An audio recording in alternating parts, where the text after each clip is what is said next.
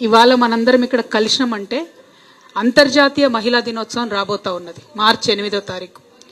అంతర్జాతీయ మహిళా దినోత్సవం వచ్చే లోపలనన్నా మరి పోయిన సంవత్సరం అంతా మహిళల గురించి మనం ఏం మాట్లాడుకున్నాము, వచ్చే సంవత్సరంలో మన బతుకులు ఎట్లా మారాలి అనేటటువంటి ఆలోచన చేసుకోవాల్సినటువంటి సమయం. అది ఒక్కరోజే చేస్తే సరిపోతుంది అక్క అంటే సరిపోదు. సంవత్సరం అంతా కూడా మనం మన కోసం పనిచేసుకుంటూనే ఉన్నాం.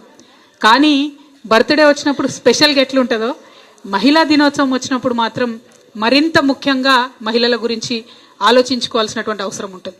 ఎవరమైనా సరే సింహావలోకనం అంటారు. అంటే ఏంటంటే సింహం ఒక 3 అడుగులు ముందుకేసినాక ఒక్కసారి వెనక్కి తిరిగి చూసుకుంటుంది అన్నట్టు. చూసుకొని ఓకే కరెక్ట్ తోవలనే పోతున్నామా, ఎటు దిక్కు పోవాలని ఆలోచన చేసుకుంటుంది. దాన్ని సింహావలం.